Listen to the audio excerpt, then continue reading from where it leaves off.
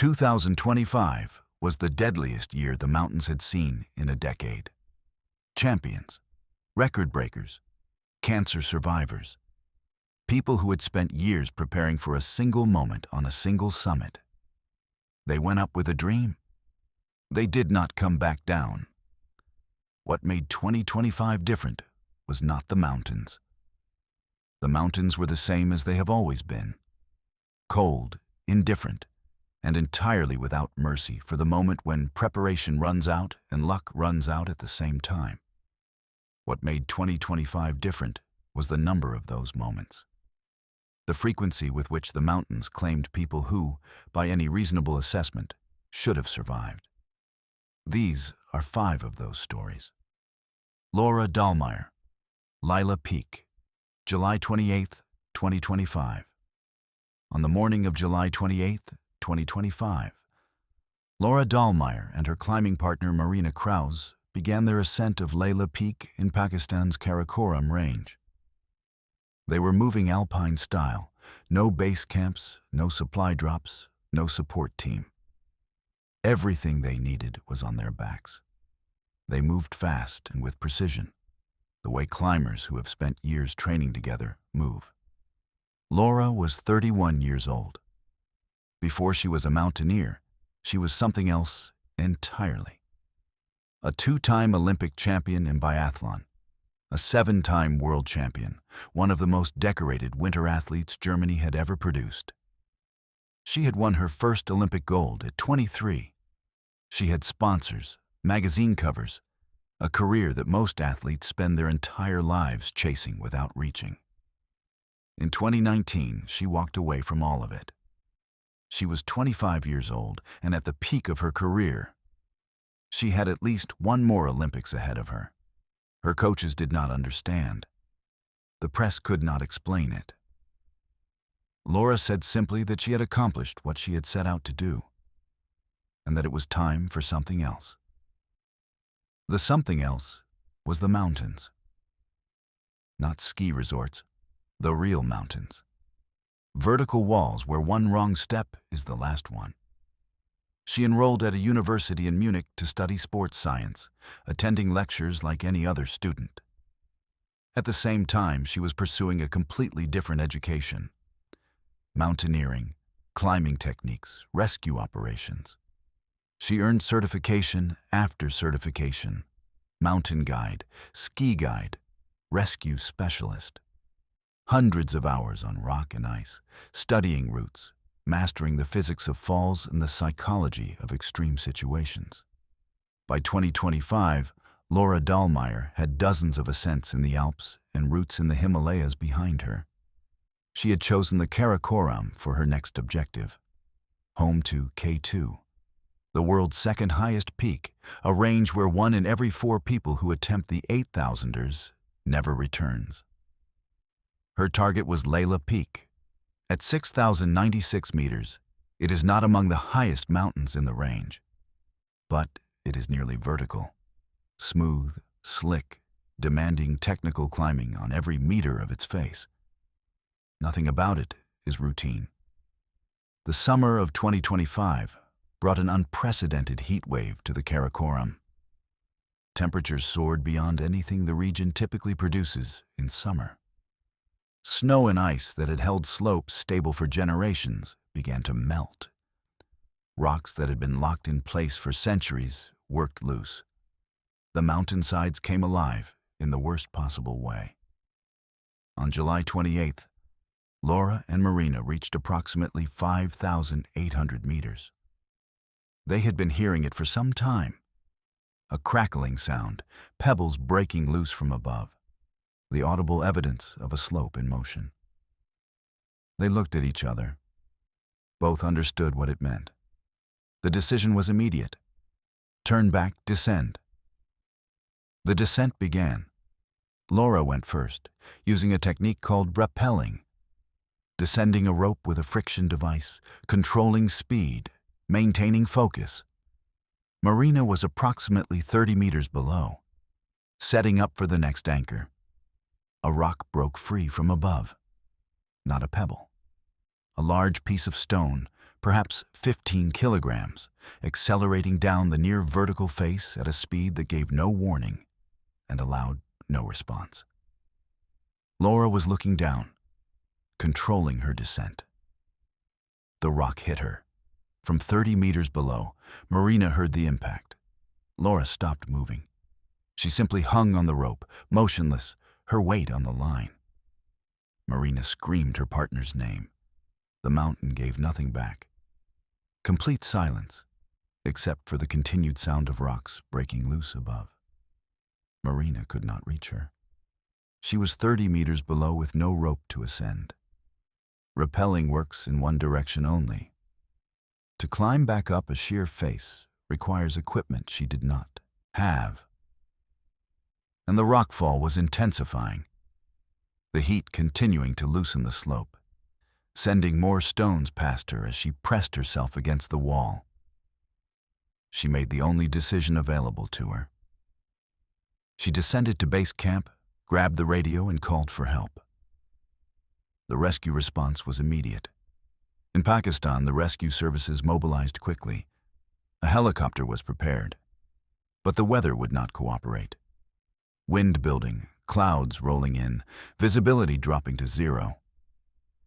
The pilots shook their heads. Flying was impossible. A ground team of 4 climbers and 2 porters assembled and began ascending.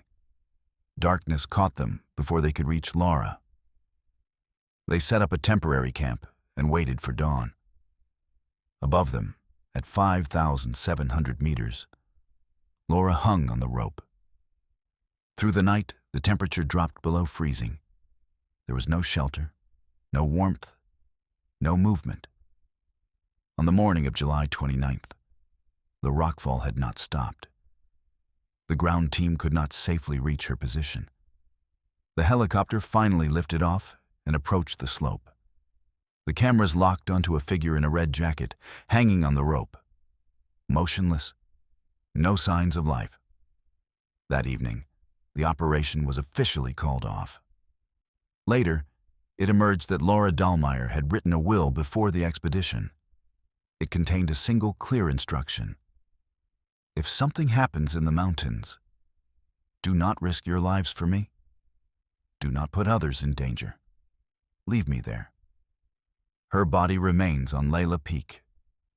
In Garmisch-Partenkirchen, the town where she grew up watching the mountains and deciding she wanted to be on them, a memorial was created. People brought flowers. They remembered her medals. They remembered her choice. The choice she made at 25 to walk away from everything the world considered success, toward the things she actually wanted. A conscious choice, made with full knowledge of what it might cost. Klara Kolochova, Nanga Parbat, July 3rd, 2025. On the morning of July 3rd, 2025, a Sherpa guide descended from Nanga Parbat to Camp 1.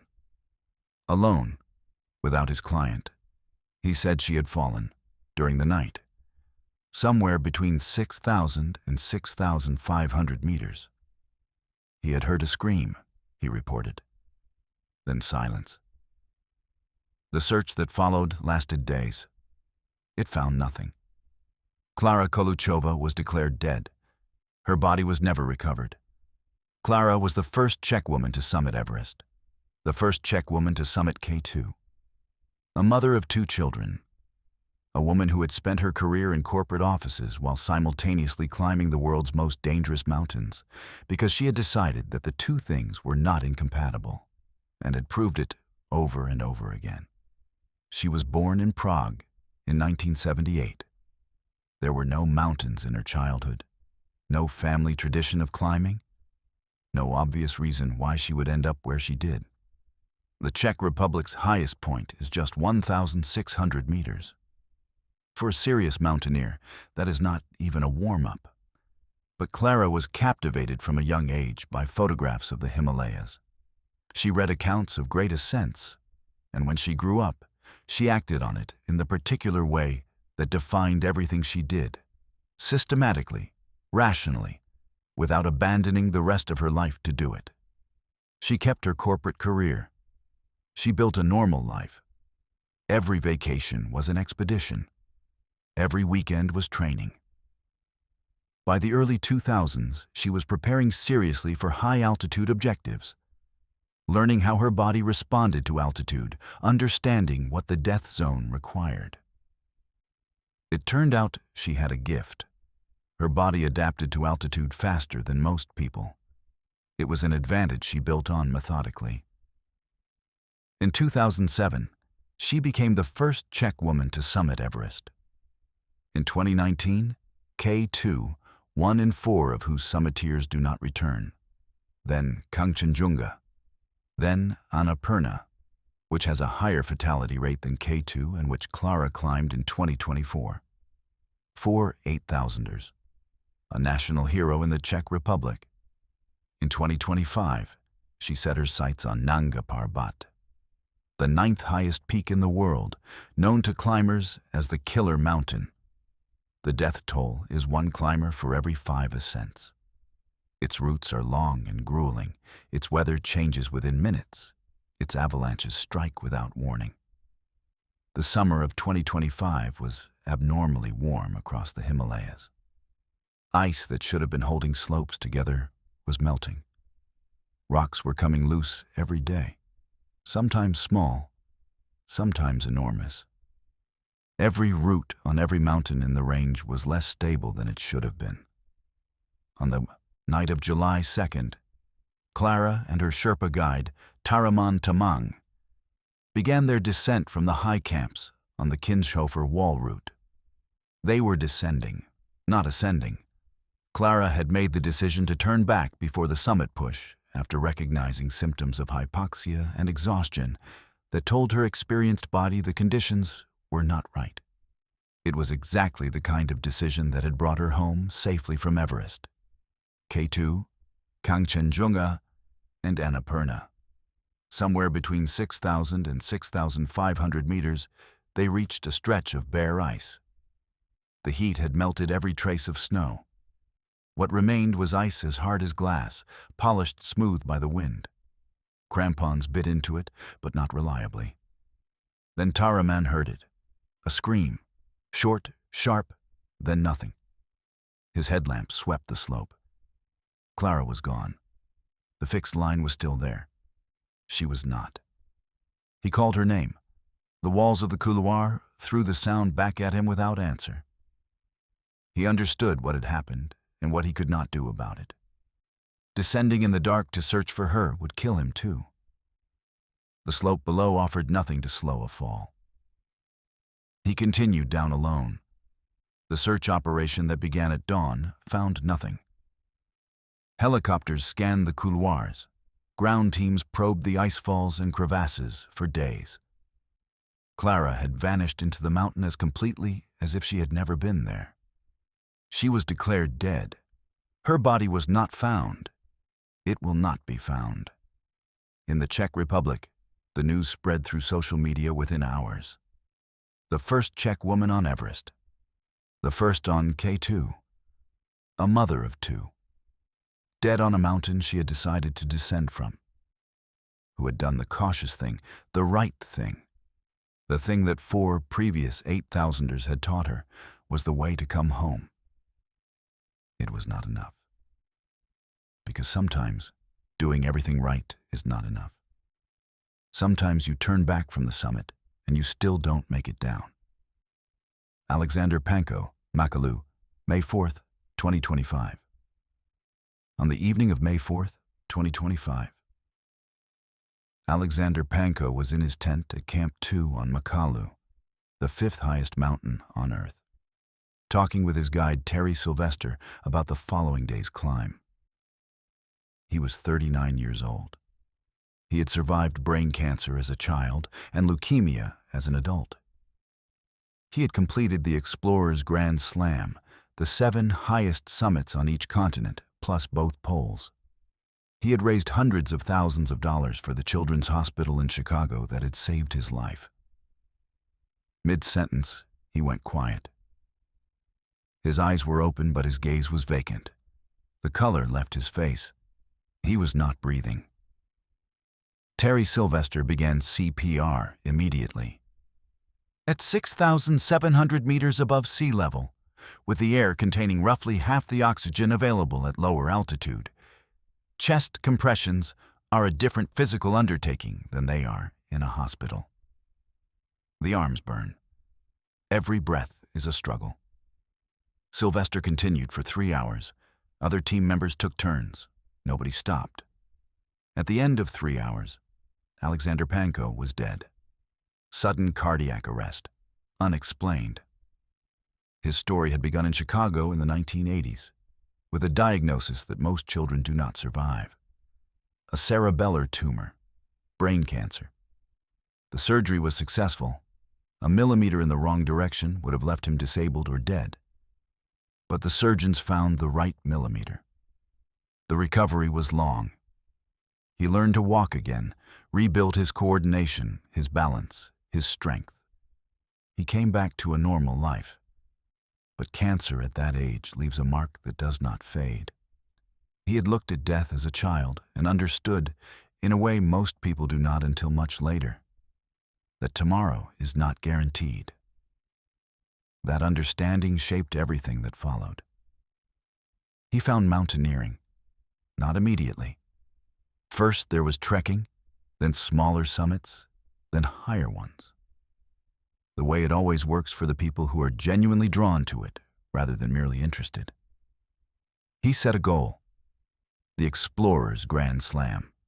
Everest, Aconcagua, Denali, Kilimanjaro, Elbrus, Vinson Massif, Karsten's Pyramid, the North Pole, the South Pole. 9 objectives. He completed them all. Then came the second diagnosis: chronic myeloid leukemia, a cancer of the blood, manageable with treatment, but not curable. He began treatment, stabilized the disease, and made a decision. He would keep going. He would combine his climbing with fundraising for the children's hospital that had saved his life, paying forward the debt he had owed since childhood. Every ascent became a fundraiser. Tens of thousands of dollars, raised for sick children in Chicago. A life built around the recognition that survival is not an accident to be quietly grateful for, but an obligation to be actively honored. In 2025, he set his sights on Makalu. He passed his medical evaluation. His doctors cleared him to climb. The acclimatization rotations proceeded normally. On May 4th, he reached Camp 2 at 6,700 meters in good condition. Tired from the altitude, but functioning within the range his team considered acceptable.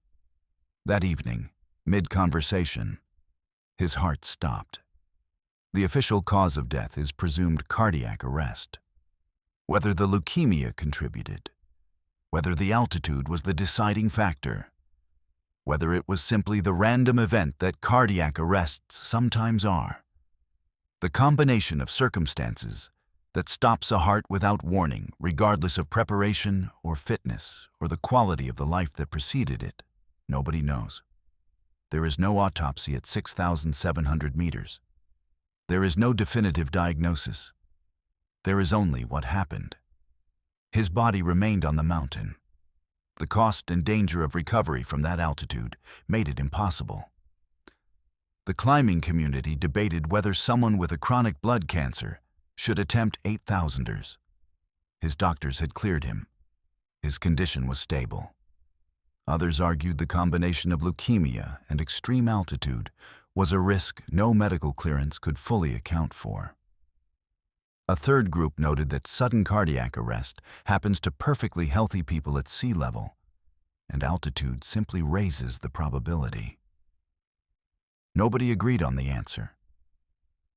What they agreed on was the life, the boy who survived brain cancer, the man who survived leukemia, the climber who completed the Grand Slam, the fundraiser who raised hundreds of thousands of dollars for sick children, and the end of that life in a tent at 6,700 meters, mid-sentence, while talking about the next day's climb.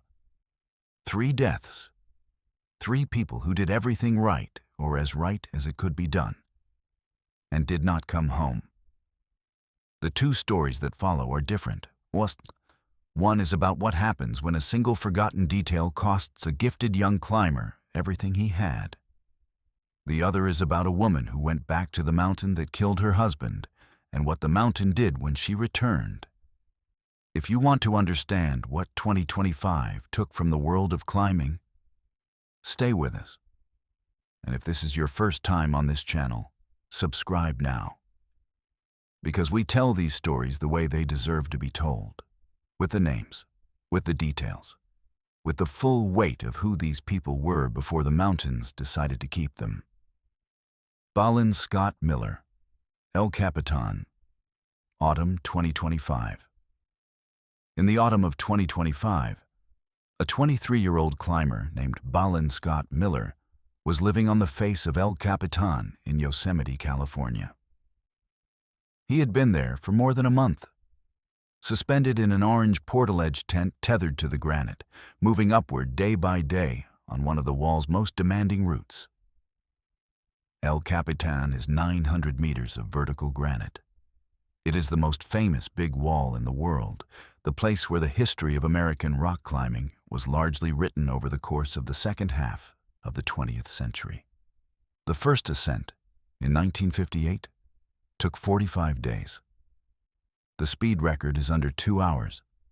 Balin's solo attempt on the Sea of Dreams route, rated A4 among the hardest aid climbing grades, was measured in weeks.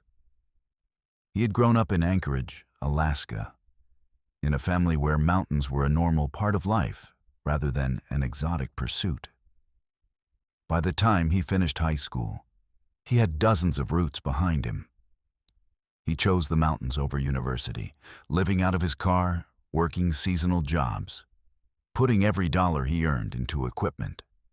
The American Alpine Club noticed him and began providing grants. He put every dollar of those to use too. By 2022 and 2023, Balin Scott Miller was a world-class solo climber. Routes on Denali, walls in Patagonia, ice climbs in Alaska that most professional climbers approach as team objectives. In Yosemite, he was known as the guy with the orange tent, a point of orange visible from the valley floor, watched through telescopes by tourists who tracked his daily progress. Sea of Dreams is not a route where you climb with your hands and feet. It is aid climbing, hammering tiny hooks called pitons into hairline cracks, hanging fabric ladders from them, stepping up, reaching higher, placing the next piece. The placements are often marginal. The cracks are sometimes shallow. A wrongly struck hammer can pop a hook. A widening crack can fail an anchor. Falls on aid routes can be long. In the autumn of 2025, Balin was approaching the top. Weeks of work were behind him. The route's hardest technical sections were below. Above him were smooth slabs of rock leading to the summit. Difficult, but the end was in sight. His haul bag snagged on a ledge below him. This is a routine problem on big wall climbs. A large bag of equipment and supplies catching on the terrain during the hauling process. The solution is also routine. Clip into your rope, rappel down to the bag, free it by hand, and ascend back up. Balin clipped his rappel device to the rope and began to lower himself. He was looking down, scanning the wall below for the snagged bag. He was close to it, just a little further. The rope ended. He kept going. There was no stopper knot at the end of the rope. A stopper knot is a simple, bulky knot tied at the rope's end, specifically to prevent this, to jam in the rappel device and physically stop descent when the end is reached. It is one of the most fundamental safety checks in all of climbing. So basic that it is taught on the first day anyone learns to rappel. Balin's rope had none. Whether he forgot to tie it before beginning the rappel, whether it came undone during the weeks on the wall, whether he had calculated he had enough rope and been wrong, nobody knows. What is known is that the end of the rope passed through his rappel device without resistance. And Balin Scott Miller fell 900 meters to the valley floor. In the valley below, people watching through telescopes saw the orange dot disappear. Someone near the base of the cliff saw what had fallen. They called the park rangers. The climbing community absorbed the news within hours. Shock, disbelief. This was a climber who had sent routes that most professionals only dream of. A young man who had spent years on the most demanding walls in the world, navigating all of it safely. Building the kind of record that marks out someone who is going to be in the conversation for decades. He died because of a missing knot. The response in the climbing community was not just grief. It was a doubling down on the rule that every rope, every rappel, every time. A stopper knot, not a suggestion, a requirement, because the cost of forgetting once is absolute. Balin Scott Miller was 23 years old. He was less than a rope length from finishing one of the most impressive solo big wall projects of the year. He had done everything else right for the entire duration of his time on the wall. The detail that killed him was the simplest detail in his repertoire. The orange tent no longer hangs on El Capitan, but the story of what happened there in the autumn of 2025 will be told to every climber learning to rappel for as long as people climb. Natalia Nagovitsina, Pobeda Peak, August 2025. In 2021, Natalia Nagovitsina was on Pobeda Peak when her husband Sergei died. The details of his death are not fully documented. Mountains do not explain themselves. What is documented is that Natalia was rescued and brought down. That she went home alone. She kept climbing. For 4 years after losing Sergei, she returned to the mountains systematically, working toward the Snow Leopard, a prestigious award in Russian mountaineering given to those who summit all 5 of the former Soviet Union's 7,000ers. Lenin Peak, Khan Tengri, Communism Peak, Korzhenevskaya Peak, Pobeda Peak. Pobeda was the last one on her list. The mountain that had taken her husband, the mountain she had to go back to. In August 2025, she assembled a team. Roman Makrinsky, a Russian climber with high-altitude experience. Luca Sinigaglia, an Italian she had climbed Khan Tengri with, someone she knew and trusted. Gunter Sigmund, another experienced mountaineer. 4 people. 1 mountain. 1 goal. Pobeda Peak stands at 7,439 meters on the border of Kyrgyzstan and China. It is the highest peak in the Tian Shan range and, by the assessment of everyone who has climbed seriously in the former Soviet Union, the most dangerous mountain in the region. Not the highest. There are taller mountains, the most dangerous. The accident rate is higher than on any comparable peak in the post-Soviet space. The reason is the ridge. Stretching between Pobeda's main summit and the neighboring Vazhavshavala Peak is several kilometers of knife-edge terrain. In places, the ridge is half a meter wide. To the right, a drop of thousands of meters. To the left, the same. Underfoot, ice, snow, and loose rock. Wind speeds can reach 100 kilometers per hour. Gusts can knock a person off their feet without warning. Carrying an injured person on this ridge is not merely difficult. It is physically impossible. The terrain is too narrow and too technical for anyone to move, except alone, anchored to their ice axe, focused entirely on the next step. If you fall here, if you break a leg, you stay where you are. Your teammates cannot carry you. They cannot drag you. They can go for help, or they can wait with you. But they cannot move you. Rescue above 7,000 meters requires a specialized high-altitude helicopter, and the weather windows on Pobeda are measured in hours, not days. The section of ridge at the elevation where Natalia would end up injured is considered by the climbing community as a place from which successful evacuation has never been accomplished. On August 12, 2025, the four climbers began their summit push. The weather was acceptable, visible, manageable wind, a reasonable forecast.